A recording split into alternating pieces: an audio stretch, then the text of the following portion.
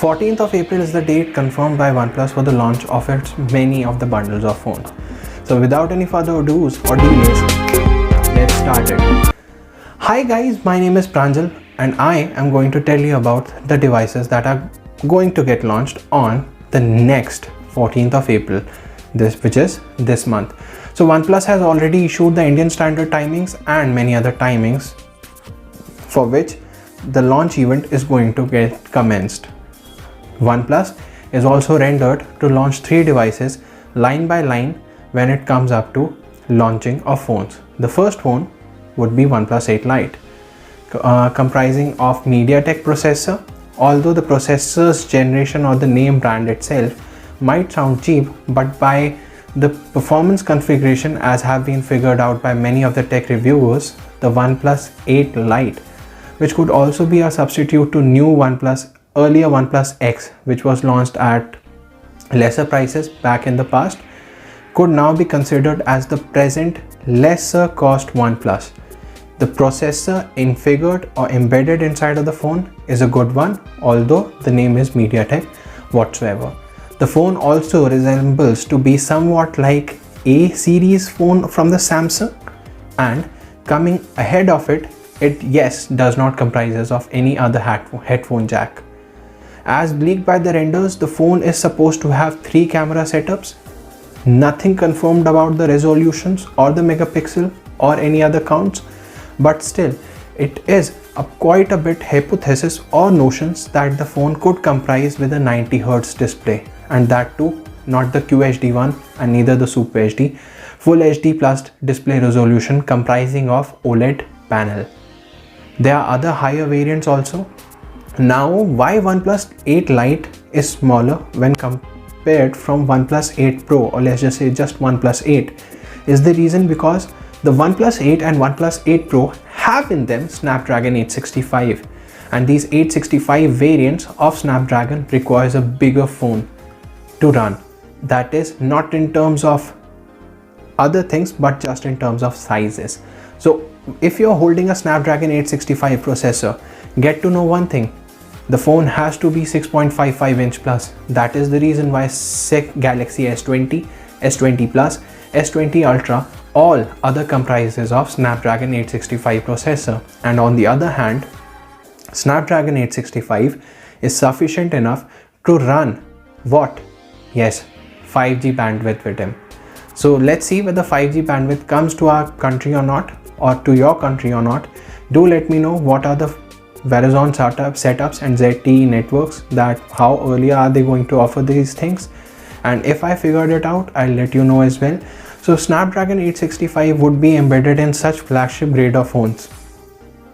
Another question that even comes into the mind is whether Google Pixel or other flagship phone would have Snapdragon 865 as well, like LG G9, and the answer is straightforwardly no. These phones are not going to have Snapdragon 865 processor embedded in them because they, as a company, figure out themselves nowhere standing against of Samsung and even OnePlus when it comes up to selling up of devices in the market. So rather, those phones are coming with Snapdragon 765G. Yes, it supports 5G, not as high performance like the 865, but still they are not the flagship devices, yet somewhere they have to make places in the market. Coming back to OnePlus, as far as I told you about OnePlus 8 Pro and OnePlus 8 Lite by Ishan Agrawal, whose renders and leaks so far have been considered very genuine and ethical, and whatsoever he has leaked up to have been found the correct one and legit one. So Ishan has further tweeted on his Twitter handle that the 8 Pro could even come up with 120Hz display sensor. What it implies is that this display refresh rate would be as good as you see in higher end Apple devices like that of iPad Pro, and not in iPhone 11 or so. So iPhone 11, leave it that aside. So this OnePlus 8 Pro could even come up to 120Hz display comprising of 4510 mAh battery, that too embedded with a charger or comprising with a charger of 30 watt warp charge technology.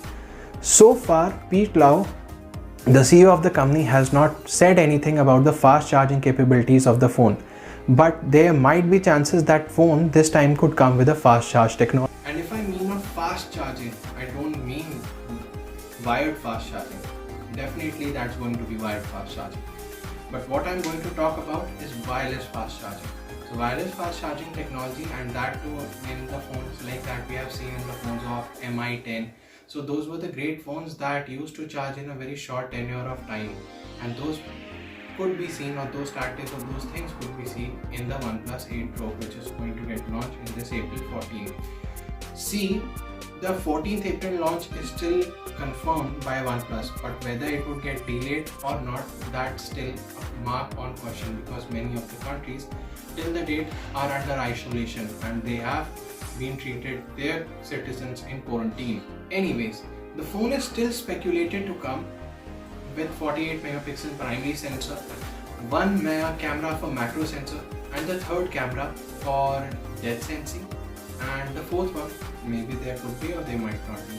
Nothing so much confirmed yet, but yes, 8 Pro is sure to come with 120Hz display as confirmed by Pete Love, and I told just a few minutes ago. And the phone this time as well won't comprise of any jack 3.5mm audio jack. So for those headphones which are full of wired width, you have something like that, you might have discarded them earlier if you were into flagships quite few times, let's just say 2-3 years ago or so. And then coming up to other features of the phone would feature a curved display, but this time it won't be as much curved as it was. Still, no renders or proofing has been confirmed. Other specification would be a punch hole display on the top. That camera sensor would be of 16 megapixel, capable of shooting at 1440 resolution, and could even be quad resolution, quad HD1. Besides of all that, the basic RAM of the phone could be 8GB as in general. Now 8GB variant would comprise of 128 gigabits of ROM, and 12GB variant would comprise of 256 gigabits of ROM. There could be also some other special devices like OnePlus launches every year, and this year it could be like McLaren edition, which would have further some greater specification into the phone, but still nothing on those aspects have been confirmed. Coming up to the lower variant, which is the OnePlus 8 itself, the phone would be shorter, somewhere in the dimensions of 6.3 to 6.2 or 6.4 also, but it would have same specifications: optic fingerprint sensor, not the supersonic one, not the ultrasonic one as you see in many of the Galaxy devices. For cost cutting, OnePlus 8 Pro might be water resistant and IP68 military grade certified phone that could take water depth level and water pressure up to a sensitivity or depth of 30 meters. But how many of you actually take your phone inside of the water? Like going out for a swimming with phone in your pocket? Do you literally do that? And in case if you do, and if someone is watching it, then comment down below at the bottom and I'd be the first one to reply. You would be the first one to text, I'd be the first one to reply. So up till now, these are the only things that have been rendered specified about the OnePlus, and let's see what dominance it could have in our own smartphone industries and market. So till then, I am Pranjal signing off. Hands off Dusty, gadgets rusty, all at techy-gusty.